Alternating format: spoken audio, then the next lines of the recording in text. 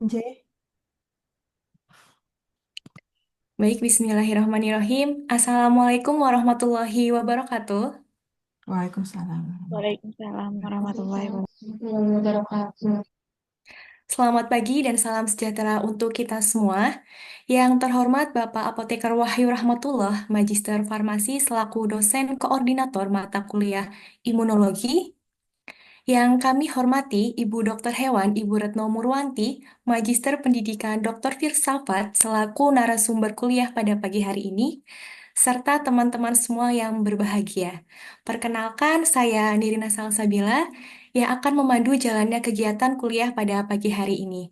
Pertama-tama, izinkan saya menyapa dan mengucapkan selamat datang kepada Ibu Retno. Selamat datang di Ibu Retno. Terima kasih sudah diundang. Ibu, bagaimana kabarnya hari ini, Ibu? Alhamdulillah sehat. Alhamdulillah juga bisa bertemu dengan adik-adik semua. J.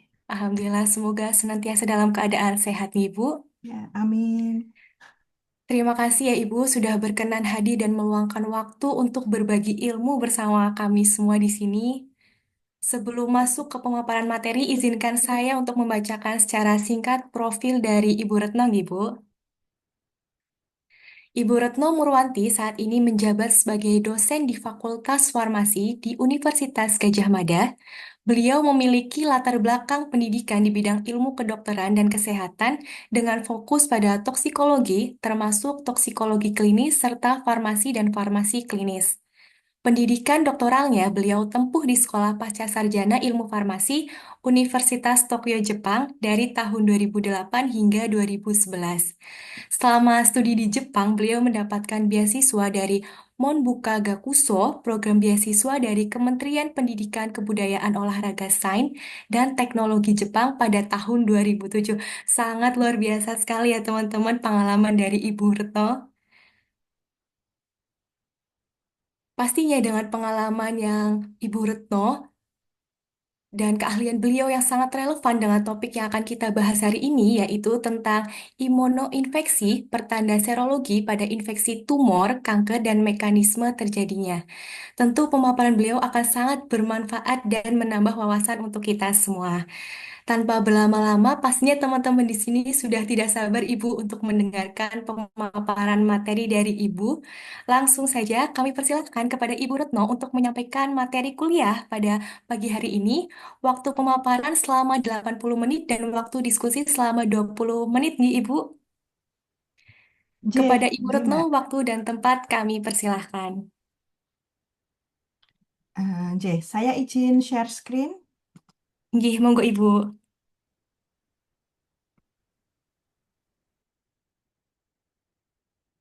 Oke, sebelumnya ini terima kasih saya sudah diundang untuk berbagi bersama adik-adik di Fakultas Farmasi Universitas Muhammadiyah Gombong pada hari ini. Semoga adik-adik juga dalam keadaan sehat.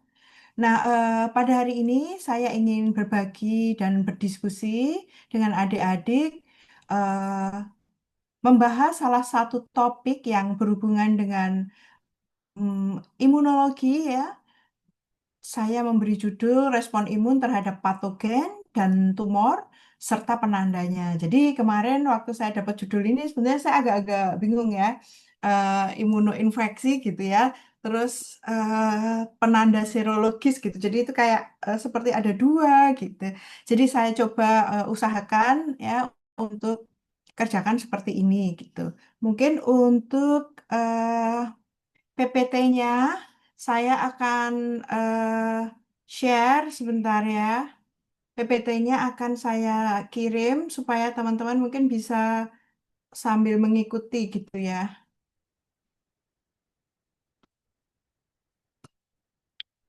Hmm,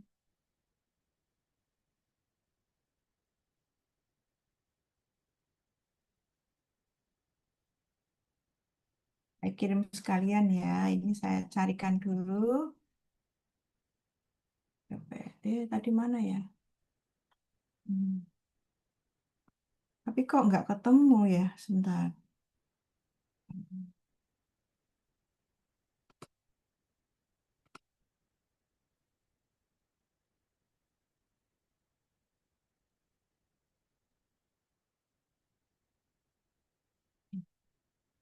Ini sebentar lagi nanti saya kirim. Nah, mudah dengan judul ini saya harap eh, bisa. Oh, ini dia nggak bisa diekspor as PDF. Sebentar ya, nanti aja deh. Terpaksa menyusul ya.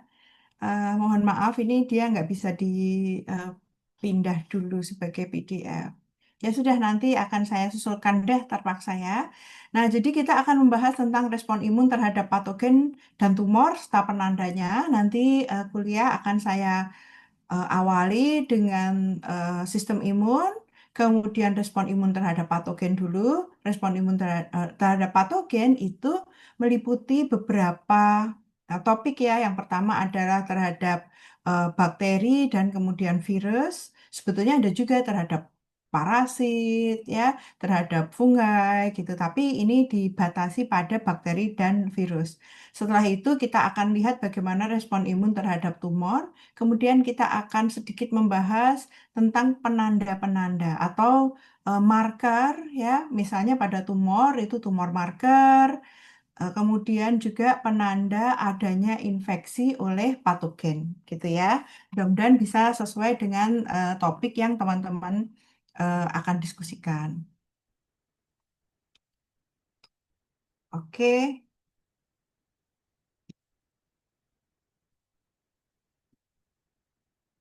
Nah, kalau kita bicara tentang sistem imun, teman-teman ini kan sudah di penghujung mata kuliah imunologi ya. Tentu teman-teman ingat, sistem imun itu secara umum terbagi menjadi atau diklasifikasikan, digolongkan sebagai innate immune response dan adaptive immune response atau yang disebut dengan respon imun bawaan atau innate dan respon imun adaptif ya. Nah, pada innate immune response ya pada sistem bawaan atau sistem imun bawaan ada beberapa komponen sel-sel sistem imun yang berperan. Ya kan? Ini karena masih minggu depan masih kuliah, minggu depannya lagi ujian, pasti masih inget ya, adik-adik atau teman-teman yang termasuk innate immune response itu sel-sel apa aja? Ya, ada neutrofil, makrofag, dendritic cell, ya, basofil, eosinofil, mast cell, itu contoh bagian dari respon imun bawaan. Kemudian ada juga selain itu protein-protein ya, antara lain komplement, cytokines, chemokines ya. Selain itu, pada innate immune response itu juga ada komponen yang berupa fisik ya, misalnya epitel ya. Jadi suatu patogen untuk bisa masuk ke dalam tubuh kita, menginfeksi tubuh kita, dia itu harus melewati banyak hal. Antara lain yang pertama adalah barrier fisik. Barrier fisik tuh yo epitel gitu ya, sel-sel epitel itu termasuk barrier fisik. Dia harus bisa menembus itu. Kalau karena apa di kulit misalnya ya, epitel kulit. Di lapisan luar dari epitel itu ada juga disekresikan protein-protein. Protein-protein itu ada juga yang bersifat antibakterisidal gitu ya. Nah, jadi selain komponen sel-sel sistem imun yang teman-teman sudah pahami ini, ada juga nih apa namanya komponen yang berupa fisik ya, barrier fisik. Contohnya adalah epitel tadi.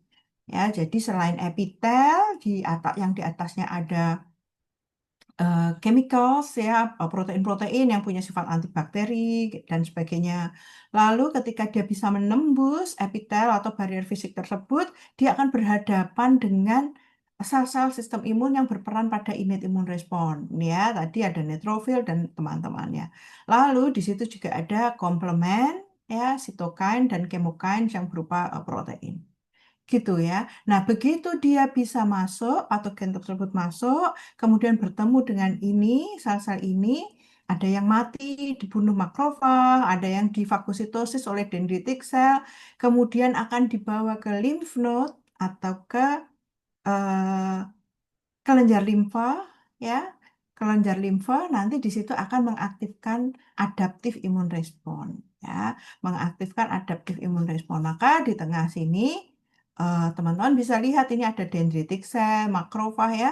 Ini adalah komponen-komponen sistem imun yang memperantarai antara innate dan adaptif imun respon.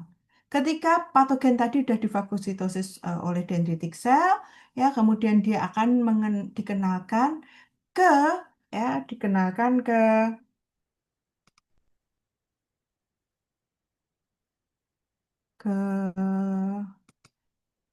sebentar, dikenalkan ke eh, sel T yang naif, sel T yang belum kenalan sama siapa-siapa ya, masih atau sel T yang masih perawan ya, belum kenal sama siapa-siapa. Nah, dan mengaktifkan sel T tersebut ya.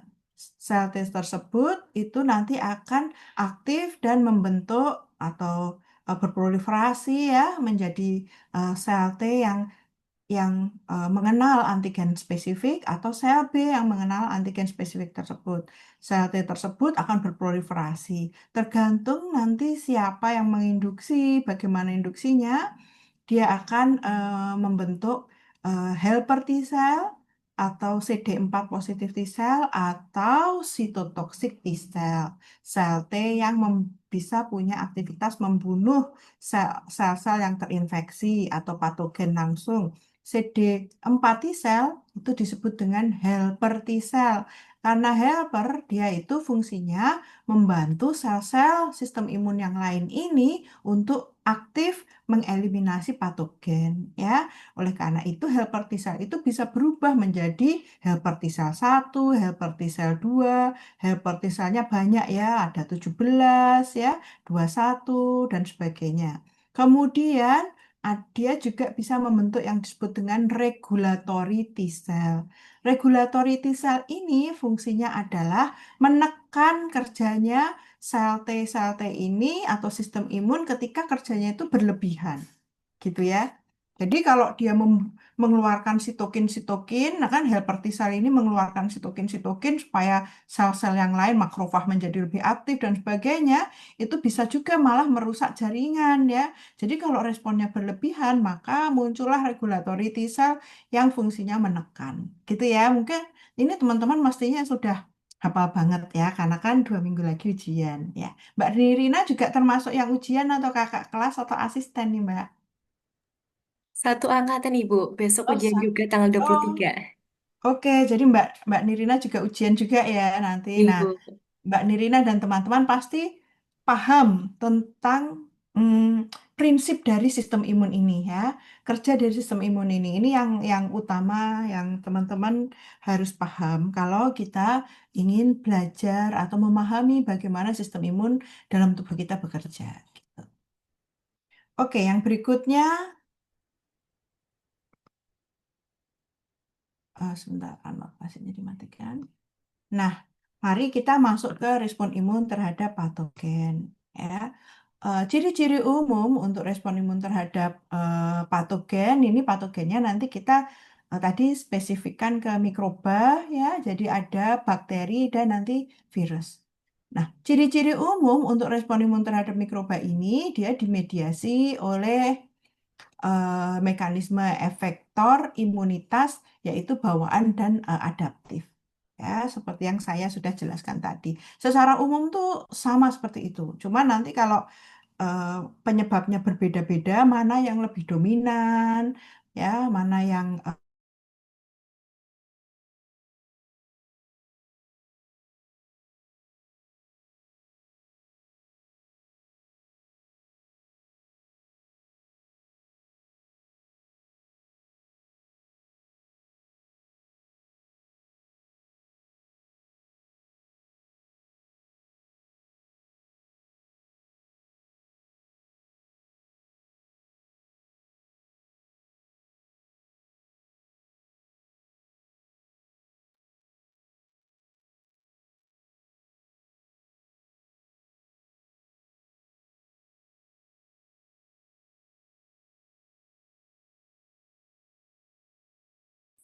mohon maaf saya terlempar. Iya ya, Oke, tadi. Ibu, tadi tidak ada suaranya. Iya, hilang saya tadi ya. Oke, mana ya tadi?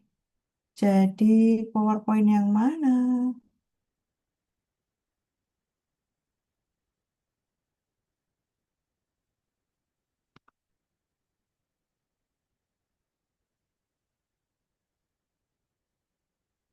Ini mungkin. Apakah sudah kelihatan? Sudah, Ibu. Oke, saya cek lagi ya. Nah, jadi kalau kita bicara tentang eh hilang ya saya atau Iya, hilang, Ibu. tadi hilang ya? Tadi ada, terus sekarang hilang. Oh, oke. Sebentar ya. Kenapa ini ya? Ini Sudah ada, Ibu. yang terlihat apa? Yang terlihat ini ada gram negatif sama gram positif slide-nya. Oh, slide ya. Iya, Gambar yang desktopnya nggak kelihatan. kelihatan, Ibu.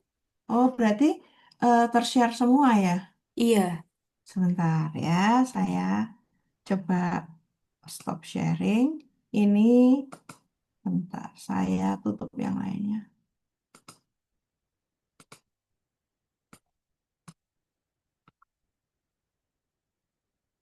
Karena memang internetnya lagi jelek banget IndiHome saya, padahal sudah diusahakan yang terbaik ya.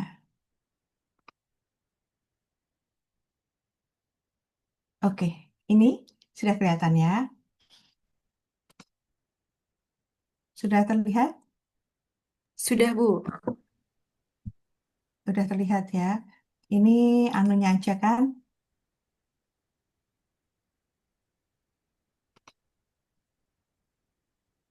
Ini kelihatan ya, full Iya, ya. sudah, Bu. Sudah Oke. full. Baik Mbak. Nah maka di sini kita lihat ciri-ciri umum untuk respon imun terhadap mikroba tadi ada efektor. Maka kalau kita bicara tentang efektor, ya efektor itu adalah mekanisme utama yang bertanggung jawab terhadap eliminasi patogen tersebut. Jadi mekanisme efektornya itu bisa melalui misalnya CD8 T sel atau cytotoxic T sel, misalnya pada eliminasi kanker, sel-sel kanker gitu. Apakah CD4 tidak bergerak? CD4 juga bergerak gitu ya. Menghasilkan helper T cell yang kemudian menghasilkan sitokin-sitokin, kemokan. Tetapi yang berperan dalam akhir dalam mengeliminasi adalah yang CD8 misalnya seperti itu. Atau ada juga yang efektor imunitasnya utamanya adalah humoral imun respon dengan mekanisme eliminasi oleh antibodi misalnya ya. Nah, itu yang disebut dengan efektor ya. Efektor mekanisme itu mungkin bisa berbeda bila infeksi disebabkan oleh patogen yang berbeda, tetapi semua dalam sistem imun, komponen dalam sistem imun itu tetap bekerja gitu ya. Nah, sistem kekebalan itu merespon dengan cara yang berbeda ya terhadap berbagai jenis mikroba tadi gitu ya. Nah, eh, bagaimana mikroba jadi bakteri atau virus itu masuk ke dalam tubuh. Terus dia bisa berkembang dan sampai menyebabkan terjadinya penyakit atau menyebabkan patogenisitasnya muncul ya itu sangat dipengaruhi oleh berbagai hal. Yang pertama dipengaruhi oleh mikrobanya itu sendiri ya, kemampuannya untuk menghindar, kemampuannya dalam menghindar dari sistem imun ya, kemampuannya dalam menginfeksi, mempenetrasi sel misalnya untuk yang intraseluler atau menghasilkan toksin dan sebagainya ya dan merusak sistem imun atau merusak organ yang dia masuki seperti itu ya. Nah, bag- eh, proses terjadinya penyakit atau patogenisitas ini juga dipengaruhi oleh kemampuan dari sistem imunnya, ya. Kemampuan dari sistem imunnya untuk bisa em, mengeliminasi patogen tersebut, ya. Nah, pada banyak penyakit atau pada banyak penyakit yang disebabkan mungkin oleh mikroba ini atau yang disebut dengan penyakit infeksi, kerusakan jaringan atau munculnya penyakit itu disebabkan oleh respon tubuh terhadap patogen yang masuk dan produk-produknya, ya, bukan oleh mikroba itu sendiri. Misalnya beberapa bakteri itu menimbulkan penyakit ketika dia menghasilkan toksin ya atau racun. Racun sendiri itu berupa protein ya.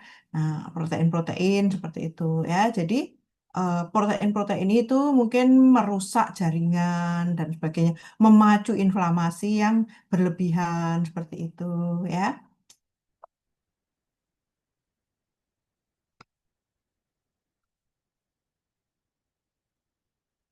Nah, eh, teman-teman bisa lihat ya, ini adalah bakteri gram negatif dan gram positif. Siapa atau komponen bakteri yang manakah ya yang bersifat memacu respon imun ya pada gram positif ya, teman-teman bisa lihat di sini ya. Ini membrannya, sitoplasmik membran, membran sitoplasmanya. Kemudian di situ menempellah ada lipotekoik acid ya, teikoik acid, ini ada peptidoglikan yang ada di sini. Nah, ini yang bersifat imunogenik tuh bagian yang kuning oranye ini. Ya. Bersifat imunogenik artinya yang memacu respon imun. Di gram negatif, teman-teman lihat ada membran, outer membrane dan cytoplasmic membrane ya. Di situ ada lipopolisakarida di outer membrane ya. Nah, polipopolisakarida dari gram negatif inilah yang bersifat imunogenik ya. Jadi teman-teman harus paham misalnya dari satu patogen itu apa yang menyebabkan respon imun itu terpacu gitu ya. Nah, bakteri seperti yang tadi saya sampaikan, supaya bisa menginfeksi ke dalam tubuh kita, maka dia harus bisa menembus epitel ya tadi. Nah, dia menempel dulu di epitel, kemudian dia masuk di antara celah-celah ya, misalnya ada luka, akan lebih mudah lagi untuk dimasuki. Nah, bakteri ini bisa bersifat menyebabkan penyakit yang sistemik apabila apabila dia bisa masuk ke pembuluh darah nih ya. Teman-teman lihat di situ ada blood vessels, ada pembuluh darah. Nah, nanti bakteri itu akan masuk ya, kemudian di situ dia pergi ikut kemana-mana. Ya, tetapi dia untuk bisa sampai ke situ ya, dia harus menembus masuk ke sini ya. Dia mungkin menghasilkan toksin-toksin ini ya, menghasilkan toksin-toksin ini akan memacu sel-sel radang untuk datang. Toksin-toksin ini ya yang kemungkinan merusak epitel ya. Ini bisa kulit, bisa juga gastrointestinal ya, usus ini ya. Nah, kemudian dari situ datanglah eh, ini nih, apa namanya? Sel-sel ya, sel-sel sistem imun untuk datang ke sini. Ya. Ini toksin-toksin ini bisa langsung merusak jaringan, ya. Tetapi bisa juga memacu terbentuknya antibodi ya yang berikatan dengan ini ya bakteria dan toksinnya ya, ini antibodinya kemudian mengaktifkan komplement lalu muncullah menghasilkan anafilatoxin ya. Kemudian polimorfonuklear, ini misalnya apa polimorfonuklear itu? Contohnya neutrofil misalnya ya untuk datang ke sini ya. Di sisi lain sel-sel yang terluka, rusak, lisis seperti ini akan mengeluarkan protein-protein juga ya yang kemudian akan mengaktifkan bisa juga mengaktifkan komplement ya. Nah, eh, ketika terjadi dia berhasil masuk sini, itu dia melakukan invasi ya, kemudian dia menghasilkan toksin-toksin, merusaknya di sini, tetapi dia juga bisa akhir kemudian adanya toksin ini kan memacu datangnya sel-sel sistem imun, itu akan menyebabkan inflamasi pada tempat di mana dia invasi ya, dia masuk tadi, gitu ya. Nah, belum kalau nanti dia bisa menembus pembuluh darah, dia bisa ikut kemana-mana. Tetapi belum masuk pembuluh darah aja, dia sudah merusak daerah di tempat dia masuk gitu ya, karena dia menghasilkan toksin yang mungkin bisa merusak sel-sel yang ada di sini. Nah, respon imun terhadap mikroba itu kita nanti akan lihat imunitas terhadap bakteri ekstraseluler dan eh, imunitas terhadap bakteri intraseluler. Ya, bakteri ekstraseluler ini bersifat patogen, ya. Karena apa? Bersifat patogen bisa menyebabkan penyakit, gitu ya. Mengapa? Karena dia bisa menginduksi radang sehingga menyebabkan kerusakan jaringan, ya, seperti yang tadi teman-teman lihat. Juga menghasilkan racun yang memberikan efek patologis yang beragam, tergantung dengan racunnya ini, ya. Racunnya ini sifatnya seperti apa, kemudian masuk atau banyak di bagian tubuh yang mana, atau mungkin racunnya ini bisa masuk ke sistemik, ya. Nah, akibatnya efek patologis penyakit yang dihasilkan itu juga akan beragam, ya.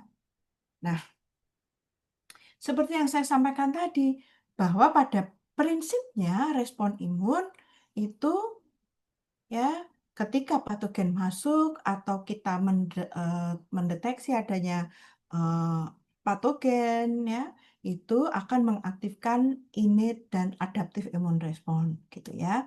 Secara umum, kalau yang terhadap bakteri yang ekstraseluler ini, respon imun eh, innate-nya atau bawaannya, yang pertama adalah adanya aktivasi dari komplement. Seperti tadi ya, gambar yang tadi teman-teman lihat. Kemudian akan memacu fagositosis, ya. Kemudian dia akan menimbulkan atau memacu respon inflamasi. Nah, pada respon inflamasi ini tadi eh, sel-sel atau bagian dari sistem imun itu akan membunuh bakteri tadi, ya. Misalnya ada antibodi yang kemudian melakukan netralisasi eh, bakteri sehingga bakterinya kemudian tidak bisa eh, memberikan efek negatif, ya, tidak bisa mengeluarkan toksin, kemudian dia akan mati dan sebagainya. Fagositosis tadi ya, oleh makrofag atau oleh sel polimorfonuklear, ya, untuk fagositosis dari bakterinya, ya. Secara prinsip eh, innate immune response terhadap bakteri seperti ini. Nah, kemudian ketika bakteri tadi difagositosis oleh dendritic cell ataupun makrofag, kemudian dipecah-pecah menjadi peptide dan kemudian dibawa ke lymph node, mengaktifkan adaptive immune response, ya. Adaptive immune response ketika teraktifkan ada humoral immune response.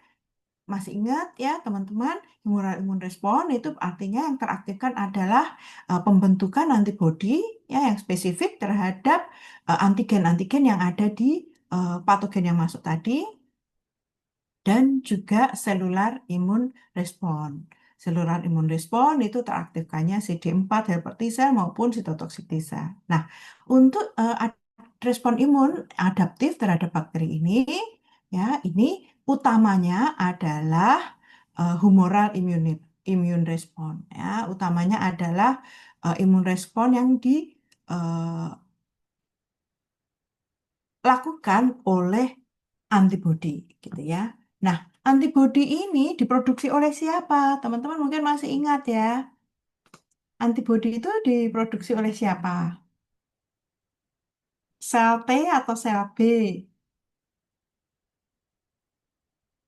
Kalau nggak sel T, ya sel B. Ah, iya, iya. Sel B, ya, sel B ketika teraktivasi akan berubah menjadi plasma sel dan kemudian dia akan memperbanyak diri, ya, memperbanyak diri, maturasi, ya, membentuk plasma sel. Plasma sel itu akan menghasilkan antibodi, gitu, ya. Nah, humoral immune response ini yang bekerja utama terhadap bakteri-bakteri ekstraseluler ini. Fungsinya apa? Bagaimana dia bekerja? Dia akan bekerja dengan mengeblok infeksi, mengeliminasi atau menyingkirkan mikroba, ya. Kemudian bakterial toksinnya, toksin-toksinnya itu dinetralisasi, gitu ya. Jadi antibodi ini bekerja dengan ngeblok infeksi, menyingkirkan mikroba, ya, dan menetralisasi racun-racun bakterinya.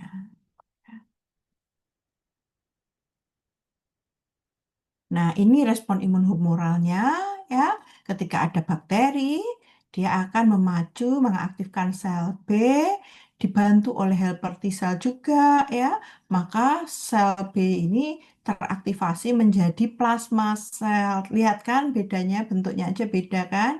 Nah, sel plasma sel inilah yang menghasilkan antibodi. Antibodi ini nanti bekerjanya gimana? Dia menetralisasi toksin-toksinnya, kemudian mengopsonisasi, mengikat ya, FC reseptor mediated fagositosis nih diikat terus di fagositosis. Kemudian fagositosis dengan target yang lain juga ya. Intinya melakukan memacu, mengikat supaya antibodi ini ya, antibodi itu membantu makrofag mengikat bakteri, kemudian akan memfagositosis. Nah, kemudian antibodi ini juga bisa mengaktifkan komplement ya. Komplement ini lalu akan ya mengaktifkan ini, memacu inflamasi dan menyebabkan bakteri itu lisis gitu ya. Lisis jadi rusak mikrobanya atau bakterinya ini gitu ya. Nah, kalau tadi itu respon imun selulernya dan itu merupakan respon imun utama pada infeksi bakteri ekstraseluler. Ya. Tetapi imun selulernya juga bekerja, ya. Ketika ada bakteri ya difagositosis oleh dendritic cell, dia akan em, dikenalkan. Nih, dikenalkan ya. Nah, atau yang disebut dengan antigen presentation. Dikenalkan ke naive T cell. Naive T cell-nya kemudian menjadi aktif ya. Aktif dia menjadi helper T cell atau yang disebut dengan apa? Helper T cell itu. Ya, CD4 T cell atau helper T cell. Helper T cell itu akan menghasilkan sitokin, interferon gamma ya dan berbagai cytokine lainnya. Nah, sitokin-sitokin ini kemudian akan mengaktifkan inflamasi, ya, kemudian bekerja sama dengan eh, granulosit ya di sini ini granulosit, kemudian menghasilkan interferon gamma untuk membantu mengaktifkan makrofag. Ketika makrofag lebih aktif, maka akan terjadi fagositosis dan bacterial killing ya. Kemudian sitokin-sitokin yang lainnya akan memacu plasma sel untuk menghasilkan antibodi. Kemudian muncullah antibodi respon seperti tadi yang humoral tadi, gitu ya. Jadi respon seluler dan humoral itu saling bekerja sama, gitu nggih. Ada pertanyaan sampai sini? Belum ya, masih sedikit ya. Nah, kemudian respon imun terhadap bakteri intraseluler. Nah, respon imun terhadap bakteri intraseluler ini oleh antibodi ya bisa pada gram negatif maupun gram positif. Teman-teman udah lihat tadi ya, gram positif dan gram negatif itu mereka punya struktur dindingnya itu berbeda gitu ya. Maka eh, yang memacu respon imun itu juga berbeda. Apa tadi bagian yang bersifat imunogeniknya ya. Nah, gram negatif dan gram positif itu antibodi bekerja eh, sedikit berbeda ya, banyak samanya ya, tapi antibodi dan komplement itu eh, menyebabkan terjadinya opsonisasi ya, opsonisasi sehingga nanti mengaktifkan makrofag dan polimorfonuklear. Polimorfonuklear itu contohnya tadi neutrofil, basofil gitu ya. Antibodi mengaktifkan classical complement pathway ya. Jadi bagaimana komplement bekerja ada yang disebut dengan classical pathway. Nah, ini komplement bekerja melalui classical pathway ini dibantu oleh antibodi.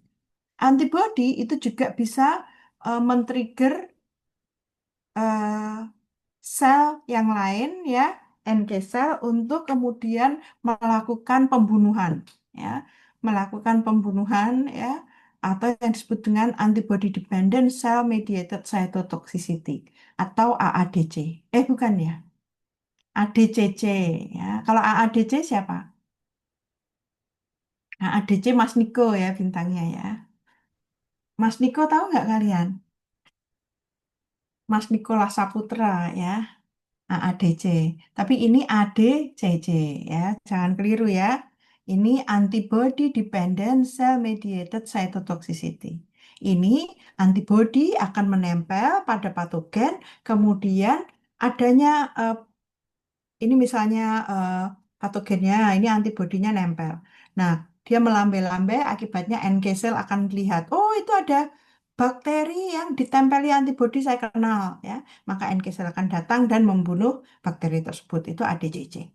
Nah, kalau yang gram positif ya, eh ini antibodinya juga akan mengaktifkan makrofag dan polimorfonuklear, tapi antibodinya tidak mengaktifkan classical complement pathway, ya. Tapi dia bisa melakukan opsonisasi lewat ini ya. Jadi nggak bisa memacu komplement. Karena apa? Gram positif tadi dindingnya tebal. Ya, teman-teman kan lihat tadi ya. Kemudian antibodi itu juga dapat men-trigger ADCC juga ya pada gram positif. Yang nggak bisa berarti bedanya adalah yang gram positif tidak memacu classical complement pathway. Nah, ini adalah respon imun terhadap bakteri intraseluler, ya. Tadi sudah kita jelaskan, ya. Ketika masuk terjadi infeksi D0, ya, dia akan kemudian dalam waktu jam itu dia akan memacu adanya innate immune response, ya. Innate immune response. Nah, ini hari ya, ini 7 sampai 14 hari. Nah, kemudian innate immune response teraktivasi. Komponen-komponennya teraktivasi. Ada neutrofil, makrofag, bahkan NK cell. Kemudian ada produksi juga cytokine oleh makrofag misalnya ya, atau oleh NK cell. Nah, kemudian dia akan mengaktifkan adaptif imun respon, ya enggak sih? Ketika sudah terjadi apa namanya pengenalan, ya pengenalan oleh dendritic cell atau makrofag ke limfosit yang masih perawan tadi di lymph node, ya. Kemudian akan memacu adaptif imun respon dan kemudian akan membunuh patogennya, membunuh bakterinya, mungkin juga membunuh sel-sel yang terinfeksi oleh patogennya, sehingga kemudian infeksi ini dibuang atau eradikasi dari infeksinya. Gitu ya. Nah, kalau tadi terhadap bakteri ekstra, tadi terhadap bakteri eh, sebentar. Ekstraseluler, yang ini intraseluler ya, yang ini intraseluler.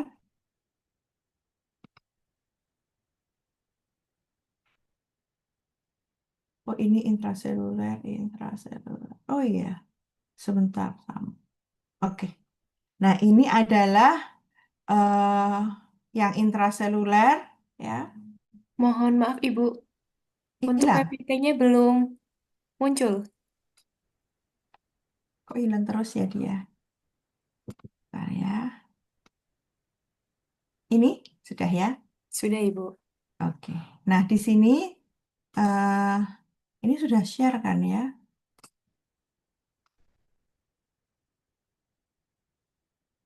Oke. Udah muncul ya? Sudah, Bu. Tapi belum Nah, full slide. Sudah. iya, kok agak aneh ya? Mungkin karena mm, OS apa OS-nya ini ada update gitu ya, terus jadi agak-agak. Nah, ini kerjasama SLT CD4 dan CD dalam dan CD8 dalam mempertahankan eh, pertahanan melawan mikroba intraseluler. Nah, ini eh, bakteri ya difagositosis oleh makrofag ya. Nah, ini kalau teman-teman eh, senang baca buku kan ya? Baca buku novel suka nggak? Nggak sempat. Suka, Ibu. Suka. Nah, kalau suka baca novel, pasti juga suka baca textbook, ya nggak? Ini yang jawab Mbak Nirina ada aja nih. Mbak yang lainnya pada kemana ini? Oh, banyak juga kok mbak-mbak yang lain ya. Mm. Tapi kebanyakan cuman kelihatan dahi ke atas ya ini. Iya, wah ini malah banyak cuman pintu. Ada yang ditinggal ke kamar mandi atau ditinggal makan. Ada yang cuman kursi doang. Iya nih. Nah, eh, ada yang jadi rubah ya, ada yang jadi rubah juga. eh Gimana teman-teman ya. Nah, kalau suka baca buku juga itu teman-teman coba cari Abbas ya. Bukunya Abbas nih teman-teman bisa lihat di sini. Kan Abbas ini apa kelebihannya? Abbas ini ada tahun terbit setiap 2 tahun itu dia ada revisi kalau nggak salah ya. Heeh. Nah, tapi teman-teman intinya secara umum tuh sama. Ya, itu banyak PDF-PDF-nya juga tuh di luar yang edisi lama-lama. Nah, Abbas itu buku yang paling mudah dipelajari kalau kita belajar imunologi, gitu ya. Karena ilustrasinya tuh jelas. Misalnya, ini teman-teman lihat warna hijau ini ya. Ini adalah makrofag gitu ya. Nanti dendritic cell warnanya beda. CD4 T sel bentuknya seperti ini warnanya merah. CD8 T sel warnanya biru gitu ya. Jadi enak banget untuk dipelajari. Nah, eh, ketika ada patogen, ada bakteri, kemudian dia difagositosis oleh makrofag, ya, kemudian di dalam makrofag ini dipecah-pecah, kemudian dikenalkan sebagai peptide. Ini teman-teman lihat melalui MHC kelas 1 dan MHC kelas 2, ya. Maka teman-teman bisa lihat di sini ya. Dia dikenalkan dan mengaktifkan CD4. Jadi ketika dikenalkan ini dia melalui MHC kelas 2 dan dia mengaktifkan CD4. Ya, CD4 ini menghasilkan interferon gamma. Interferon gamma itu mengaktifkan makrofag. Tambah aktif lagi makrofagnya, tambah aktif dalam memfagositosis bakteri-bakteri yang ada di sana, tambah aktif juga dia memecah menjadi peptida dan mengenalkan gitu ya. Kemudian bakteri-bakteri itu pun selain dipecah menjadi peptide, dia juga di dalam makrofag ini ya, dia akan dilisiskan, dibunuhin ya. Ketika CD4 ini menghasilkan interferon gamma, tadi dia mengaktifkan makrofagnya juga ya, mengenal-kenalkan dan mengaktifkan makrofag juga dalam membunuh bakteri dengan cara fagolisosum di dalam makrofag ini ya. Teman-teman lihat di bawah bakterinya udah lisis ya. Nah, kemudian adanya bakteri yang lisis di dalam makrofag itu akan mengaktifkan CD8 melalui MHC kelas 1 ya. MHC kelas 1 gitu ya. Dan itu bisa membunuh sel yang eh, terinfeksi ini ya, terinfeksi ini. Ya, jadi dia ini akan berikatan atau mengikat dengan CD8 T sel. Kemudian CD8 T sel ini kan kerjanya adalah membunuh sel yang terinfeksi. Ya, maka ini akan terbunuh juga.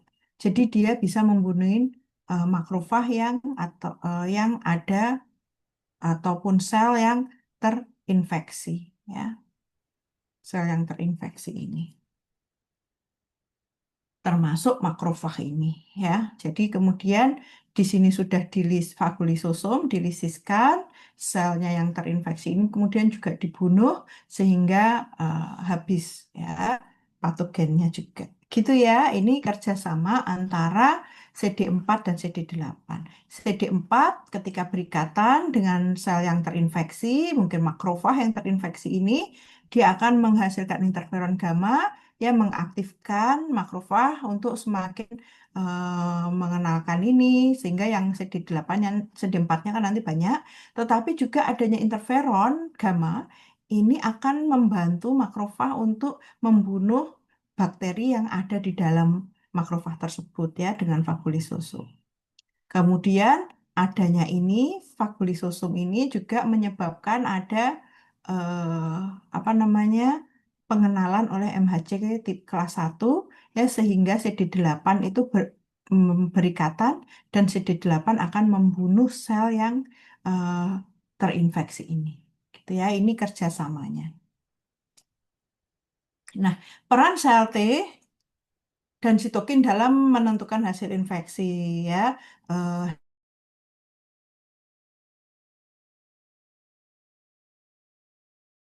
ya, kemudian akan mengaktifkan makrofag ya. Ini misalnya pada beberapa eh, infeksi bakteri ya, Leishmania dan ini Mycobacterium leprae ya.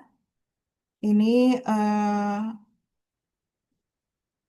bisa ya teman-teman bisa lihat kalau Leishmania mayor ini mengaktifkan helper helper T cell 1 ya TH1 tapi pada strain Babsi TH2 ya kemudian di sini bisa recovery ya kemudian dia di sini juga disseminated infection ya berhenti. Mycobacterium leprae ya. Kemudian ini menghasilkan mengaktifkan TH1 tuberculoid leprosi ya, lepra ya. Pada beberapa pasien itu sel-sel sistem imunnya itu tidak begitu bagus atau tidak normal atau defektif, maka akan menyebabkan terjadinya lepromatus leprosi. Jadi eh, di sini bakterinya bisa berkembang dengan baik ya. Seperti ini sehingga muncullah penyakitnya gitu ya. Nah, ini yang kita masuk ke respon terhadap virus patogenesisnya ini eh,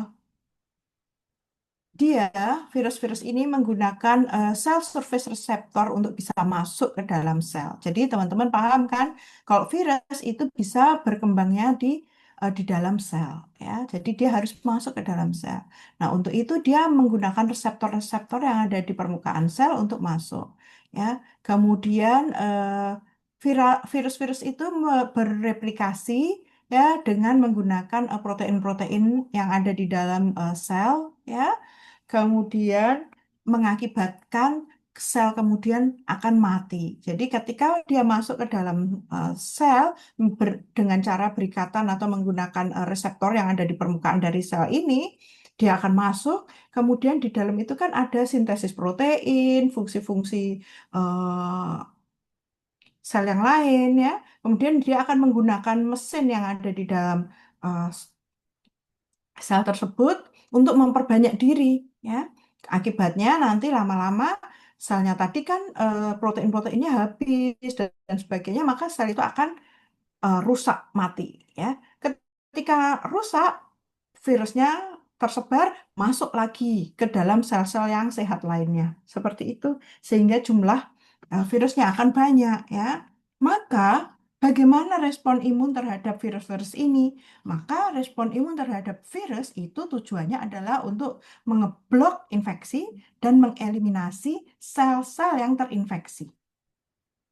Ya, jadi infeksinya diblok supaya dia nggak bisa masuk ke dalam sel-sel dan sel yang sudah kemasukan itu dibunuh.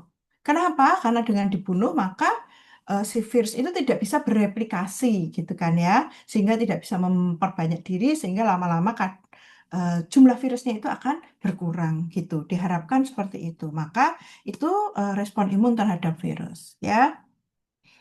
Nah, ini ketika respon imunnya masuk ya maka akan muncullah interferon alfa, beta, ya, kemudian NK cell juga. Ini teman-teman lihat yang ini titer virusnya. Ketika sedikit dan kemudian dia masuk ke sel, kan dia replikasi-replikasi. Jadi titer virusnya akan naik, ya, naik. Nah, ketika naik ini, maka interferon alfa, beta juga naik, ya, aktivitas NK cell naik. Setelah itu, titer virusnya sudah puncak, maka ini ya, ini nanti akan turun karena akan digantikan oleh sitotoksik T cell ataupun respon dari antibodi. Ya, teman-teman ingat ini adalah innate immune response, ini adaptive immune response ya. Nah, ketika adaptif imun respon itu naik, ya, ini fungsinya adalah untuk itu tadi mengeblok eh, infeksi dan membunuh ya sitotoksik T sel, CTL itu sitotoksik T sel ataupun CD8 tadi, dia akan membunuh sel-sel yang terinfeksi tadi ya. Akibatnya lama-lama virusnya kan nggak bisa memperbanyak diri juga ya karena sel yang dia infeksi mati, jadi jumlahnya dia nggak bisa banyak. Kemudian juga ada antibodi ya yang juga bekerja untuk mengeliminasi dia gitu ya. Maka dia akan naik ya. Ini adalah prinsip untuk innate immune response terhadap virus, ya, penghambatan infeksi oleh interferon ya type 1 dan juga NK cell. Ya. Adaptive immunity-nya ya dimediasi oleh antibodi yang antibodi ini ngeblok eh, virus binding. Jadi ngeblok supaya virus itu tidak bisa berikatan dengan sel. Akibatnya dia nggak bisa masuk ke dalam sel, ya. Jadi dia tidak bisa memperbanyak diri. Dan juga melalui CTL atau CD8 positif T cell atau cytotoxic T cell, ya, yang dia fungsinya adalah mengeliminasi sel-sel yang terinfeksi, gitu, ya. Nah, ini yang terhadap virus dan bakteri. Teman-teman ada pertanyaan bagaimana eh, respon atau sistem imun kita bekerja ketika ada bakteri yang masuk atau virus yang masuk. Kalau tidak ada yang bertanya, saya lanjutkan ke respon imun terhadap kanker. Ya, biologi kanker ya. Kanker ini eh, dipacu oleh adanya kerusakan DNA ya yang disebabkan oleh berbagai hal. Bisa secara genetik, tetapi bisa juga disebabkan karena faktor yang ada di lingkungan. Sinar UV, sinar X, karsinogen-karsinogen yang masuk ke dalam tubuh kita selama kita hidup atau adanya virus ya, infeksi virus. Virus apa contohnya yang bisa memacu kanker? Human papilloma virus ya yang bisa memacu kanker serviks gitu ya. Kemudian infeksi virus yang lain apalagi ya, hepatitis ya, eh, bisa juga ya. Kemudian inflamasi yang terus-menerus, yang kronis, adanya penyakit autoimun, deregulasi sistem imun, adanya inflamasi karena chemicals misalnya. Nah, ketika ada kerusakan DNA akibat hal-hal tadi, ya akan memacu eh, perubahan genetik atau mutasi. Ya, mutasi ini ada pada tahap inisiasi. Kemudian tahap kedua dari pembentukan kanker adalah tahap promosi. Sel-sel yang terinisiasi tadi berubah menjadi kanker karena ada pacuan-pacuan yang lain. Nah, setelah berubah menjadi kanker, masih kecil, ya, dia kemudian terpacu oleh yang lain ya. Promosi ini pemacunya adalah promotors ya, bisa chemicals atau keadaan-keadaan dari lingkungan. Kemudian dia akan mengalami progresi membelah tidak terkendali, ya, sehingga terjadilah keganasan. Itu ada di progresi. Pada keganasan terjadilah metastasis, ya, kemudian invasi, kemudian migrasi, ya, selnya kemudian invasi, migrasi, terjadilah metastasis, pembentukan pembuluh darah baru, angiogenesis, seperti itu. Nah, sel kanker itu biasanya berasal dari sel-sel yang ada dalam tubuh kita kan. Beda dengan infeksi virus dan bakteri yang asalnya adalah dari sesuatu yang masuk dari luar ke dalam tubuh. Kalau sel kanker itu kan asalnya dari sel-sel kita. Ya enggak? Apa ada sel kanker luar disuntikkan atau masuk melalui nafas? Ada sel kanker terbang-terbang di udara. Kemudian kita terhirup oleh kita masuk nafas. Enggak ya. Kanker itu terjadinya tadi ada mutasi genetik di dalam sel-sel yang ada di dalam tubuh pasien. Ya, kemudian eh, tumbuh sel kankernya. Nah, bagaimana sistem imun itu tahu ini kanker atau bukan, atau sel normal, ya. Di dalam tubuh kita, sel-sel kita itu eh, Sel-sel tubuh kita itu kan menghasilkan protein-protein, ya enggak? Proteinnya buat apa? Ya buat dia bekerja, buat dia hidup. Protein-protein itu ada yang dikirimkan ke tetangga sebelah, sel-sel yang ada di sekitar, ada yang dipakai sendiri, ada yang dimasuk darah, pergi ke tempat yang lain, ya enggak? Nah, protein-protein yang diproduksi di dalam tubuh kita itu dikenali oleh sistem imun kita sebagai self antigen. Artinya apa? Antigen yang memang kita bikin, kan protein ya, antigen protein. Jadi, sel yang menghasilkan antigen itu tidak dibunuh sama sel sistem imun, gitu. Itu kan teman sendiri. Nah, masalahnya di kanker pun juga demikian. Sel kanker itu juga menghasilkan protein-protein yang selama ini sudah diproduksi, dikenali sebagai sel protein. Maka sel yang menghasilkan sel protein itu tidak dibunuh sama sistem imun, gitu. Ya. Tetapi, ya, tetapi kadang-kadang sel kanker itu, walaupun dia menghasilkan protein yang sudah biasa diproduksi, tetapi proteinnya itu aneh, ada modifikasi. Lah, wong sel kanker itu selnya kita sendiri, tapi dia berubah, ya kan? Ada perubahan, ya kan? Maka protein-protein yang dihasilkan kadang-kadang juga berubah, ya. Berubahnya piye? Ya, berubahnya misalnya, teman-teman mungkin masih ingat ya, ada yang namanya post-translational modification. Kan DNA, kemudian RNA ya, transkripsi menjadi RNA, kemudian ditranslasikan menjadi protein. Ada setelah jadi protein itu ada namanya post translational modification. Protein itu dimodifikasi. Misalnya membentuk glikosilasi, jadi glikoprotein ya, ada glikoprotein antigen gitu. Jadi kemudian sistem imun kita juga, loh ini kan protein kita, tapi kok aneh ya? Kayak gitu. Halo, siapa yang menghasilkan? Oh itu loh, itu sel, ada sel yang aneh juga dia.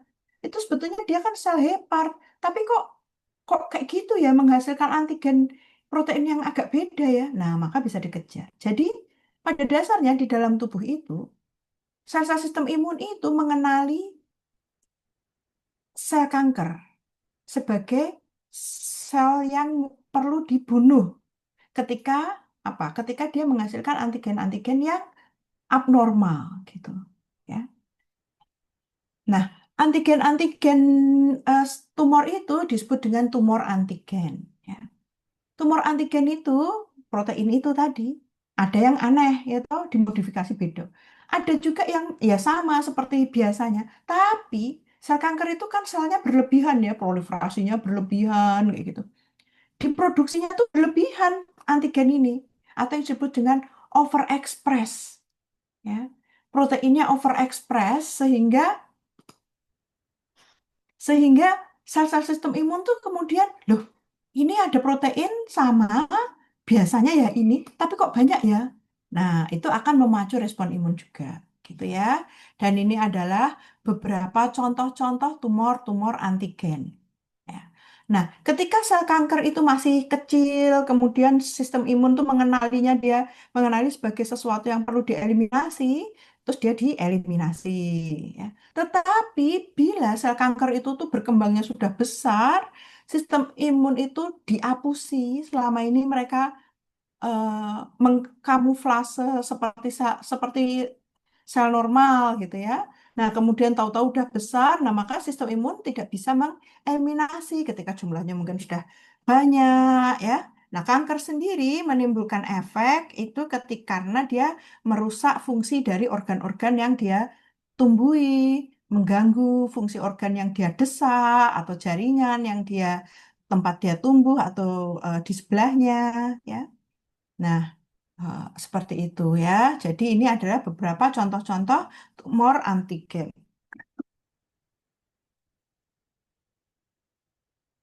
Nah, respon imun adaptif eh, dan innate atau bawaan terhadap kanker, kita lihat di sini adalah respon imun bawaannya dulu ya. Maka ketika ada sel-sel kanker ya, dia menghasilkan antigen ya, maka akan ditangkap oleh dendritic cell, kemudian dibawa ke lymph node, maka ini akan menghasilkan atau mengaktifkan sel T. Sel T masuk ke pembuluh darah lalu datang ke tempat di mana antigen itu dilepaskan, yaitu di tumor-tumor ini, ya. Maka kemudian dia mengenali, ya, sel-sel sel T-nya ini kan kenal sama antigen yang spesifik ini tadi, ya. Maka sel yang menghasilkan antigen akan dibunuh gitu, ya.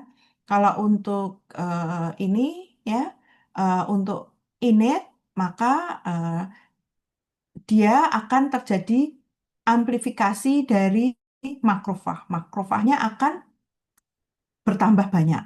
Karena apa? Karena tumor ini menghasilkan protein-protein, berbagai protein, antara lain tumor antigen, kemudian ini DAMS, ya, DAMS itu antigen yang protein, ya, yang bersifat patogen, ya, yang bisa dikenali oleh sel-sel sistem imun. Nah, ada ini menyebabkan makrofag, NK sel, dendritik sel itu menjadi banyak. Ketika dia banyak, ya, maka dia akan memfagositosis ini, terus mengaktifkan ini, ya, sampai sini ini sudah masuk ke adaptif imun respon, ya. Dari sini ke sini ini yang ke innate imun respon, ya. Selain mengaktifkan membuat makrofag, dendritik selnya bertambah banyak, ya, dia juga mengaktifkan sitotoksisitas, ya, fagositosis, ya, ini fagositosis, kemudian juga menghasilkan ini, ya, sehingga membunuhin sel kanker, ya, ada sitokin-sitokin juga yang dihasilkan oleh makrofag dan sebagainya. Nah, tetapi yang utamanya di sini adalah nanti kita masuk ke eh, adaptif imun respon nih, ya, nanti yang di sebelah sini nih udah adaptif imun respon. Kursor saya kelihatan nggak? Kelihatan, Bu. Oke, ya, jadi nanti yang sebelah sini ini sudah masuk ke adaptif. Nah, adaptif imun responnya tadi, ya, begitu sel kanker ini ini yang hijau-hijau ini antibody antigen, ya. Antigennya kemudian kan dikenali oleh dendritic cell, ya, kemudian datang makrofag dibunuhin juga. Ketika dibunuhin maka antigennya keluar, ya, keluar sehingga tertangkap lebih lagi oleh dendritic cell. Dendritic cell memfagositosis, mengolah atau yang antigennya, ya, kemudian dimasuk ke lymph node,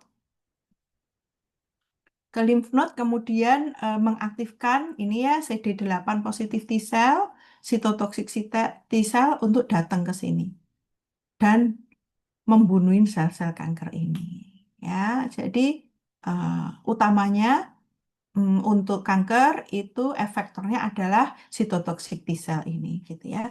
Apakah dibantu helper T cell? Jelas, ya, helper T cell juga membantu. Tetapi yang membunuh, mengeradikasi, mengeliminasi kankernya adalah CD8 atau sitotoxic T cell, gitu, ya. Ini yang saya jelaskan tadi, ya. Eh, Sistem imun itu secara umum adalah keseimbangan, ya, keseimbangan. Nah, maka eh, ketika kankernya banyak, itu sistem imun akan mengeliminasi. Dia akan bekerja dengan pasukan-pasukannya. Lalu sel kankernya itu kemudian bisa dibunuhin. Tercapailah daerah kondisi equilibrium, ya, kondisi yang dimana seimbang. Kanker nggak bisa berkutik, nggak bisa tambah banyak, ya. Nah, bila kankernya ini, ya, bila kankernya ada terus, ya, dan sistem imun itu cukup, tetapi kanker ini bisa berubah, ya. Kanker ini bisa berubah. Dia berubah caranya apa? Tadi kan dia dikenali oleh sistem imun itu dengan cara apa namanya? Dengan cara dikenali antigennya. Nah, ternyata sel-sel ini, ya, sel-sel yang sudah dihancurkan kan mati. Tapi kan masih ada yang masih hidup di dalam tubuh pasien. Nah, sel kanker yang ada di dalam tubuh pasien itu kemudian menyesuaikan dengan lingkungan, kong kali kong dengan eh, kondisi yang ada dalam tubuh. Misalnya, antigennya yang dikenali oleh sel sistem imun biasanya kan di membran, ya, ada di membran. Oh, itu dia produksi tapi di dalam sel. Biasanya ada di luar, sehingga sel-sel imun melihat dan kemudian mengikat. Nah, ini enggak antibodi apa protein-proteinnya, antigen-antigennya diproduksi di dalam sitoplasma. Yo, susah dikenali, ya, susah dikenali dan susah untuk mengaktifkan sistem imun. Nah, yang seperti itu, kemudian mereka akan memperbanyak diri. Nanti sel-sel yang bisa endo, endo itu apa ya? Bisa menghindar dari sistem imun itu tambah banyak, ya. Itu yang disebut dengan escape, ya. Nah, ini ternyata kalau imunitasnya kuat, terjadi eliminasi, seimbang. Nah, ini ketika kankernya menjadi lebih berat, ya, lebih berat di bawah. Maka bisa escape. Ya, kalau escape, maka dia bisa pergi metastasis, ya, ke tempat yang lain. Tempat yang lain itu bukan ke pasien yang lain, ya. Misalnya eh, breast cancer metastasisnya ke paru-paru, gitu. Atau atau colorectal cancer itu biasanya metastasisnya ke hati, kayak gitu, ya. Nah, kemudian sedikit, ini waktunya mungkin sekitar 7 menit, ya, sampai 10.30 kuliah saya nanti saya selesaikan. Setelah itu kita bisa diskusi. Nah, ini kita masuk ke imunoserologi, ya, karena penanda-penanda eh, terjadinya adanya infeksi, adanya kanker seperti itu eh, menyebabkan terjadinya respon imun. Respon imun yang muncul adanya antibodi itu bisa kita pakai sebagai eh, penanda untuk diagnosis maupun untuk mengamati kemajuan dari treatment yang kita berikan. Imunoserologi itu merupakan cabang ilmu imunologi dan serologi mempelajari interaksi antara antigen dan antibodi dalam cairan tubuh, terutamanya serum, ya, tujuannya untuk diagnosis penyakit. Ya, ini bisa untuk diagnosis infeksi, deteksi autoimun dan kanker, kompatibilitas darah, pemantauan imunisasi. Ini semua didasarkan pada proses imunoserologi ikatan antigen dengan antibodi itu tadi, ya. Nah, untuk diagnosis infeksi kita bisa pakai untuk eh, deteksi adanya penyakit-penyakit, ya, HIV, hepatitis, COVID, gitu, ya. Karena kita bisa mendeteksi adanya antibodi atau antigen yang ada di dalam serum, ya, antibodi atau antigen yang spesifik terhadap penyakit-penyakit tertentu. Deteksi autoimun dan kanker. Ini bisa kita pakai untuk mengukur adanya autoantibodi. Misalnya pada penyakit autoimun, ya, anti dsDNA antibodi misalnya pada lupus erythematosus, ya, atau penanda tumor seperti AFP untuk kanker hati. Lalu kompatibilitas darah, ya, golongan darah cross matching, ya, karena ini penting ketika kita mau menentukan darah mana yang dipakai, ya, untuk transfusi atau transplantasi. Kemudian pemantauan imunisasi. Kita juga bisa melihat keberhasilan vaksinasi kita dengan mendeteksi adanya antibodi di dalam pasien atau di dalam hewan uji. Misalnya, kita induksi dengan vaksin hepatitis, lalu kita cek pada hari tertentu apakah antibodi terhadap hepatitis tadi sudah muncul. Jadi yang dicek adalah antibodi spesifik terhadap hepatitis karena vaksin yang kita masukkan hepatitis. Kalau kita masukkan vaksin polio, ya yang ditangkap ya harusnya adalah antibodi yang spesifik terhadap polio, gitu, ya. Nah, jadi adanya antibodi itu bisa dipakai untuk itu. Kemudian yang disebut marker, ya. Ini kenapa judulnya hilang semua, ya? Maaf, ya. Kenapa dia eh, oke. Kok nggak kelihatan ya tadi, ya, marker. Ini tadi sebentar saya minta. Masuk nggak kelihatan? Ini tujuan dan aplikasi, kemudian marker. Oh, oke. Karena ada, oh, ya, ya. Nah, adanya antibodi-antibodi ini atau protein-protein yang bisa dideteksi di dalam darah atau serum itu kita pakai sebagai penanda atau marker. Zat molekul yang dapat diukur atau dideteksi untuk menunjukkan adanya suatu kondisi biologis, misalnya pada penyakit infeksi atau respon imun.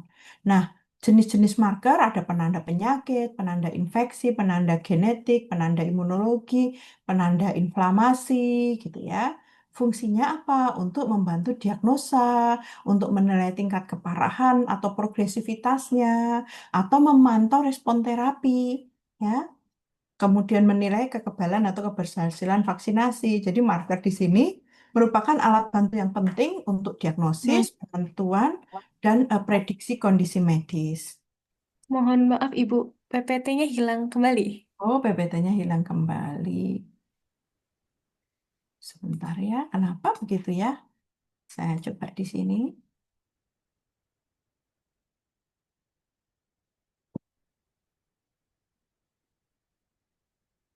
Marker tadi, tujuan ini ya, saya ulang. Ini udah kelihatan? Sudah Bu. Ya, ini tujuan dan aplikasi imunoserologis tadi. Kemudian ini adalah marker. Ya, ini adalah markernya, jenisnya, kemudian fungsi-fungsinya, dan ini dasar pemilihan marker. Ya, kalau kita pengen mengevaluasi ada infeksi virus ya, virus hepatitis B gitu ya, misalnya kita memakai marker HBsAg, hepatitis B surface antigen ya. Nah, kita ingin mendeteksi adanya ini ya untuk melihat adanya virus hepatitis. Kita untuk HIV, kita bisa pakai HIV P24 antigen atau antibodi anti HIV. Ya, itu bisa kita cek di darah. Ya. Kemudian kita bisa juga mengevaluasi progresivitas dari penyakit infeksi misalnya. Ya, kita lihat, kita bisa deteksi adanya antigen itu bila ini misalnya ya, antigen itu pada fase akut. IgM, imunoglobulin tadi, berarti ini IgM IgG kan sudah masuk ke apa tadi respon antibodi, humoral antibodi, jadi adaptif imun respon ya. IgM. IgM itu eh, melihat apa berarti ketika dia terlihat, kita bisa lihat bahwa humoral imun responnya sudah teraktivasi. Lalu IgG. Nah, IgG ini muncul ya untuk waktu yang eh, dalam jangka yang lama. Jadi IgG ini ada eh, jangka panjang ya. Kalau IgM itu sebentar nanti habis itu dia akan turun gitu ya. Tetapi dua-duanya bisa melihat bagaimana respon imun humoral yang muncul ya. Kemudian ketersediaan, tujuan klinis ya. Nah, kita memilih marker itu mau kita pakai untuk screening, mau kita pakai untuk konfirmasi diagnosis, atau kita pakai untuk pemantauan terapi gitu ya. Nah, ini ada beberapa contoh penyakit infeksi hepatitis B, HIV, dengue, eh, toksoplasmosis ya. Marker yang digunakan apa aja ya. Kalau hepatitis itu kita bisa cek antigennya HBsAg, ada juga anti HBs, itu antibodinya, anti HBc ya, itu juga antibodinya ya, bisa IgM, bisa IgG ya. HIV P24 antigen, anti HEV, IgM, IgG. Kalau P24 itu antigennya, antigen dari virus HIV-nya, tapi anti HIV, IgG, IgM itu adalah antibodinya. Gitu ya. Ini beberapa contoh lagi ya yang tadi. Kemudian ini jenis antibodi maknanya tadi juga sudah saya jelaskan. IgM dan IgG. IgM muncul pertama saat masih infeksinya masih baru, menandakan infeksi akut. Ya, kalau IgG itu muncul kemudian dan IgG itu imunoglobulin G itu bertahan lama, menandakan bahwa infeksinya itu sudah terjadi kemarin-kemarin dan sudah terdapat imunitas. Imunoglobulin ini perannya adalah ketika ada ketika ada antigen yang dibawa oleh patogen masuk, maka dia langsung bisa bekerja untuk mengeliminasi gitu ya. Nah, mungkin itu yang bisa saya share untuk hari ini. Eh, Terima kasih. Waktu saya kembalikan kepada Mbak Nirina. Baik, Ibu. Terima kasih banyak kepada Ibu Retno Murwanti atas penyampaian materi yang sangat luar biasa dan pastinya membuka wawasan baru untuk kita semua, Ibu. Selanjutnya kita masuk ke sesi diskusi bagi teman-teman mahasiswa yang ingin bertanya, dipersilahkan untuk bisa menuliskan di kolom komentar atau kolom chat atau bisa bertanya langsung kepada Ibu Retno dengan raise hand terlebih dahulu. Dipersilahkan kepada teman-teman yang ingin bertanya. Biasanya malu-malu ini ya, Mbak. Atau enggak? Biasanya aktif atau enggak nih teman kelasnya? Aktif Ibu, insya Allah. Aktif ya, J. Monggo kalau ada pertanyaan.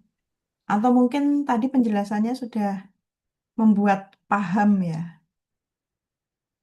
Semoga. Atau malah bingung gitu ya. Baik, Mbak. Itu mungkin ada di kolom chat. Jadi, Ibu, ini ada pertanyaan dari Dina Nurhasanah. Pertanyaannya, melihat beragamnya penyebab kanker yang telah disebutkan, seperti tadi kerusakan DNA, infeksi virus, inflamasi, kronik, dan lain-lain, apakah ada satu mekanisme kunci di tingkat seluler yang menjadi titik konvergensi dari semua faktor risiko ini dalam memicu transformasi sel normal menjadi sel kanker? Oke, jadi ya, kalau kita penyebab kanker kan tadi banyak. Tetapi sebetulnya kalau kita lihat penyebabnya itu hanya dua ya. Yang satu adalah mutasi genetik. Penyebabnya itu sebenarnya satu ya, mutasi genetik. Tapi mutasi genetik itu bisa disebabkan karena dua hal. Yang pertama adalah mutasi genetik yang herediter, sudah bawaan. Yang berikutnya adalah mutasi genetik yang disebabkan oleh faktor lingkungan. Misalnya terpapar oleh UV, terinfeksi oleh virus, seperti itu. Ya. Jadi, ketika sel itu mengalami mutasi genetik, maka selnya itu mutasi. Apakah langsung timbul kanker? Tidak selalu, ya. Bisa saja sel yang mengalami mutasi itu tetap ada di dalam tubuh pasien, udah nggak berkembang karena tidak ada pemacunya untuk berkembang. Nah, poin sampai dia kemudian berubah menjadi kanker itu bisa disebabkan karena adanya promotor. Promotornya itu bisa berupa chemicals atau bisa karena kondisi di dalam tubuh itu sendiri. Misalnya inflamasi yang terus-menerus. Inflamasi terus-menerus itu kan memacu produksi sitokin dan sebagainya, ya, yang kemudian itu membuat kondisi di sekitar sel-sel kanker yang mengalami mutasi itu menjadi tidak baik dan mendukung pertumbuhan kankernya tadi. Gitu. Jadi poin poin di mana dia kemudian berubah itu adalah ketika terjadi promosi, ya, ketika terjadi promosi kayak gitu. Promosinya bisa disebabkan promotor dan contohnya adalah pada eksperimental ya. Kalau eksperimental itu waktu saya sekolah dulu saya memacu yang disebut dengan colorectal cancer, tapi colorectal cancernya ini disebabkan karena inflamasi terus-menerus. Misalnya kalau di pasien kita itu pada pasien yang terkena penyakit inflammatory bowel disease (IBD) atau Crohn disease, di mana sistem imunnya itu bermasalah sehingga terjadi inflamasi terus-menerus. Nah, itu lama-lama akan muncul kanker kolon. Nah, kalau di eh, hewan uji kita pertama induksi dengan yang disebut dengan azothromycin. Azoximeten diinjeksi ke intraperitonealnya mencit, kemudian dia sifatnya karsinogenik ya. Kemudian dia akan mengubah sel-sel di daerah kolon ya menjadi mutasi. Nah, kalau didiamkan saja, itu lama-lama bisa jadi kanker, tapi bisa juga tidak. Tapi itu tumbuhnya lama banget. Hidupnya mencit itu berapa tahun? Ada yang tahu umurnya mencit? Umur mencit itu sekitar 2 tahun, ya. Nah, itu bisa sampai 2 tahun tuh nggak tumbuh bisa. Tapi bisa juga udah di deket-deket 2 tahun baru muncul kanker kolon. Karena udah kita injeksi azoxystrobin sehingga terjadi mutasi. Tapi kalau kita induksi dengan DSS, dextrans sodium, ya, ini suatu promotor, dia tuh sebetulnya memacu inflamasi di dalam kolon. Kolon yang tadi sudah selnya mutasi, dikasih DSS, inflamasi, maka dalam waktu beberapa minggu muncullah kanker kolon. Kalau DSS aja diberikan ke mencit, apakah memacu kanker? Yang terpacu adalah inflamasi yang berat, sehingga mencit itu mati karena inflamasi, berdarah fesesnya, kemudian nggak mau makan, kurus, mati. Tapi bukan kanker yang terjadi. Nah, tapi kalau artinya apa? Kalau dia tidak ada mutasi, itu dia tidak memacu kanker. Tapi kalau sel di kolon udah mutasi, adanya pacuan DSS, promotor, itu akan terjadi kanker. Gitu ya. Jadi intinya ketika ada sel yang mutasi, kemudian terpapar oleh promotor, dia bergerak berubah menjadi kanker. Tapi kalau nggak ada promotor, bisa loh pasien atau individu dengan sel mengalami mutasi. Kok tahu kok dia mutasi ya? Karena sebetulnya orang tuanya, kakek-kakeknya, neneknya, tantenya, budenya atau siapanya itu ada yang mengalami kanker-kanker ya. Tetapi individu tersebut tidak. Ya, maka dia mungkin udah ada mutasi tapi tidak jadi kanker. Gitu. Gitu ya Mbak Dina. Kira-kira bisa dipahami? Bisa, Ibu. Baik, terima Ah, kasih, Ibu. ya, terima kasih atas pertanyaannya nih luar biasa ya. Ada lagi ya Mbak Nirina, ada pertanyaan lagi. Ada ini Bu satu lagi. Pertanyaannya dari Syakira Andindia Pasha.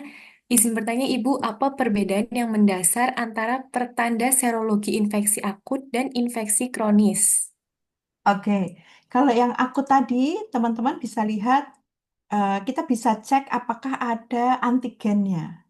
Ya, tadi kan untuk penanda serologis kita bisa lihat antigen, bisa lihat juga antibodinya, ya, antigennya misalnya. Kemudian selain antigen, kalau antigennya masih ada, berarti kan patogennya masih ada di dalam, baru masuk, ya. Tetapi kalau yang sudah kronis itu bisa saja antigennya nggak ada, tetapi antibodinya masih, terutama IgG tadi. Karena imunoglobulin G itu ada di dalam tubuh dalam jangka lama, ya setelah pacuan, bahkan setelah patogennya sendiri dieliminasi. Lalu ada juga IgM. IgM itu eh, masih masuk akut, ya infeksi yang akut, tetapi respon imun yang adaptifnya sudah terpacu gitu ya. Akut IgM itu bisa muncul dalam waktu 24 jam kayak gitu ya. Jadi kalau IgM-nya masih ada itu mungkin akut ya, tapi IgG-nya tinggi, IgM-nya rendah, nggak ada, itu berarti infeksinya mungkin kronis kayak gitu ya. Itu untuk penanda serologis. Kemudian apalagi ya, ya mungkin kadarnya kalau sudah turun, sudah lama. Tapi yang utama itu tadi IgG, IgM ataupun adanya antigen gitu. Mungkin itu Mbak siapa? Sakira? Iya, Apakah Ibu. apakah bisa menjawab? Ya. Terima kasih atas pertanyaannya. ini saya belum bisa ngirim bahan. Ntar lagi mungkin ya, saya akan coba lagi. Mungkin karena terlalu besar ini gambarnya. Ada pertanyaan lagi? Ini mungkin udah kuliah saya di sini ketiga kali ya. Mungkin sudah 3 tahun berturut-turut ya kelihatannya. Tiga apa dua ya? Tiga kayaknya. Ya. Bagaimana, Mbak Nirina? Mungkin ini ada pertanyaan dari saya, Ibu. Iya, boleh. Tadi kan kita membahas tentang antibody, Ibu. Di situ katanya itu sebagai penanda. Nah, yang ingin saya tanyakan sederhana sih, Bu. Maksudnya di sini hanya sebagai penanda atau mungkin memang benar-benar mencerminkan dari kekebalan protektifnya seperti itu, Bu. Iya. Jadi, terima kasih loh pertanyaannya ya. Nah, penanda itu artinya apa? Penanda itu artinya bahwa di dalam tubuh pasien kita itu sudah terdapat respon eh, yang bisa kita cek, gitu ya. Berarti respon yang kita cek, misalnya antibodinya naik, gitu ya. Antibodinya naik, artinya kekebalan tubuh terhadap patogen yang spesifik tadi itu ada. Gitu ya, ada. Jadi itu sebetulnya juga menggambarkan respon tubuh terhadap adanya penyakit itu, Mbak. Gitu. Jadi penanda di sini bisa sebagai kita mengevaluasi proses kejadian penyakitnya. Kemudian kita juga bisa pakai untuk eh, terapi. Jadi untuk terapi, kemudian kita cek penanda-penandanya itu gitu atau kita tadi untuk mengikuti eh, keberhasilan vaksinasi kayak tadi. Nah, keberhasilan vaksinasi, tujuan vaksinasi apa? Untuk memacu sistem imun kita kan. Nah, jadi kalau dia diinjeksi dengan vaksin hepatitis misalnya, kemudian kita cek imunoglobulinnya hari ke-14 itu IgG-nya udah tinggi-tinggi, artinya kekebalan tubuhnya terpacu gitu. Ya, gitu ya, Mbak. Ah, Baik, terima kasih, Ibu. Ini ada satu penanya lagi, Ibu. oke. Dari Nanda Alivia Januarifki dari Farmasi B, izin bertanya, dalam konteks vaksinasi massal, apakah pendekatan serologis untuk mengevaluasi kekebalan populasi memperkuat atau melemahkan efektivitas program imunisasi? Oke. J, baik. Terima kasih atas pertanyaannya, Mbak Nanda Alivia Januarifki. Manggilnya apa? Mbak Nanda.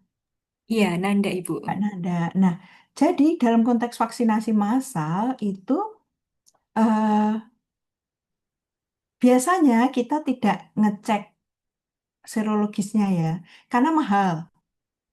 Terus terang aja, pengecekan serologisnya mahal. Jadi saya punya penelitian ya. Penelitiannya itu saya punya suatu obat yang akan dipakai untuk meningkatkan sistem imun gitu. Nah, untuk melihat apakah dia itu mampu meningkatkan imunitas, itu saya challenge, ya, challenge test. Saya challenge dengan vaksinasi.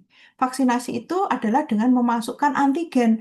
Maksudnya, kalau ada antigen hepatitis itu masuk ke dalam tubuhnya si mencet saya, ya, itu nanti tambah tinggi apa enggak?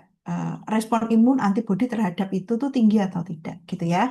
Nah, itu harga antibodinya itu untuk ngecek IgM itu 25 juta satu setnya untuk 96 well plate. IgG-nya 25 juta juga. Jadi 50. Padahal harus dicek sebelum vaksinasi, treatment, dan sesudah. Jadi berapa? 3 kali 50 gitu ya. Nah, artinya apa? Kalau ketika teman-teman vaksinasi, apa teman-teman ngecek imunoglobulinnya naik apa enggak? Ya kan? Enggak kan? Kecuali individu tertentu aku habis vaksin mau masuk lah bayar sendiri gitu ya bisa gitu tapi kan ya itu tadi ya mahal. Hmm.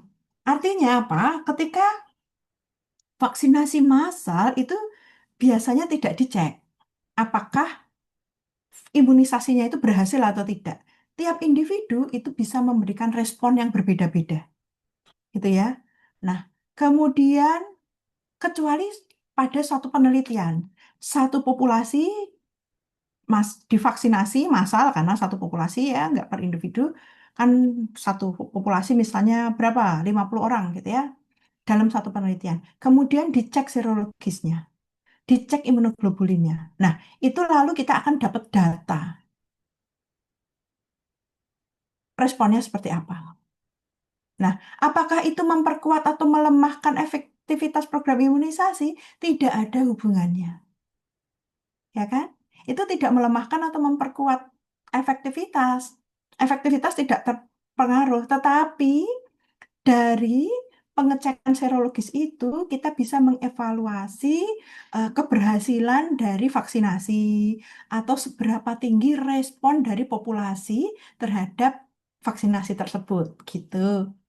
Gitu maksudnya. Gitu nggak Mbak Nanda? Atau mungkin eh, jawaban yang diharapkan agak berbeda.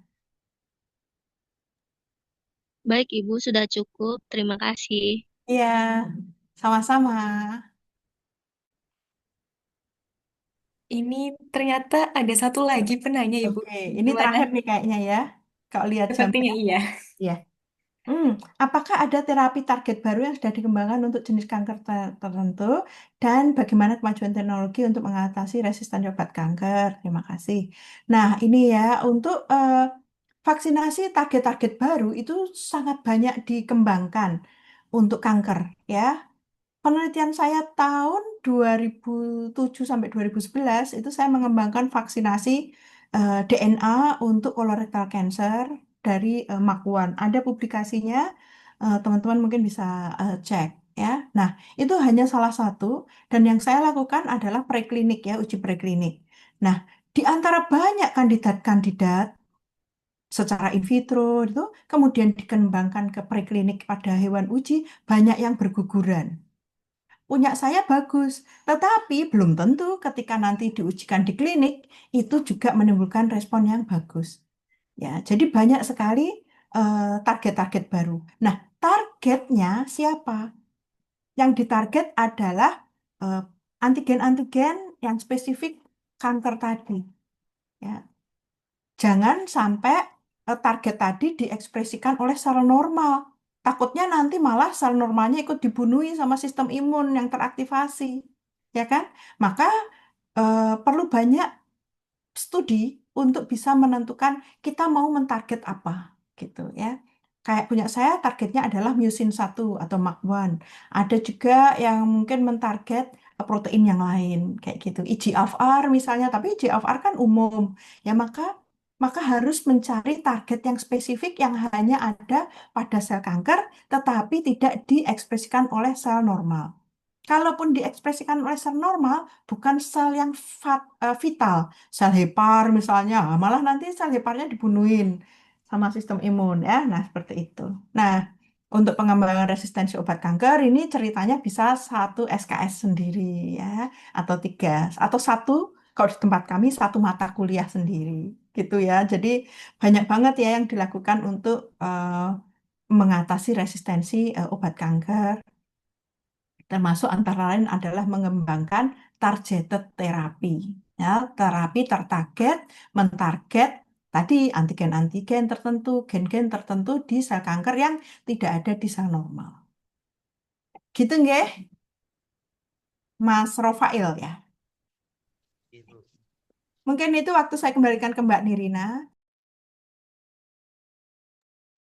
Baik, terima kasih banyak kepada teman-teman semua atas antusiasmenya dalam sesi diskusi ini. Dan yang paling utama kami ucapkan terima kasih yang sebesar-besarnya kepada Ibu Retno atas ketersediaannya hadir dan berbagi ilmu bersama kami. Pastinya ilmu tersebut sangat bermanfaat untuk kami semuanya, Ibu. Semoga apa yang Ibu sampaikan dapat menjadi tambahan wawasan dan inspirasi bagi kita semua. Sebelum mengakhiri Zoom pada pagi hari ini, izin untuk sesi dokumentasi, Ibu. Jadi kepada yang bertugas, saya persilahkan. Baik, untuk selanjutnya sesi dokumentasi terlebih dahulu, Ibu. Teman-teman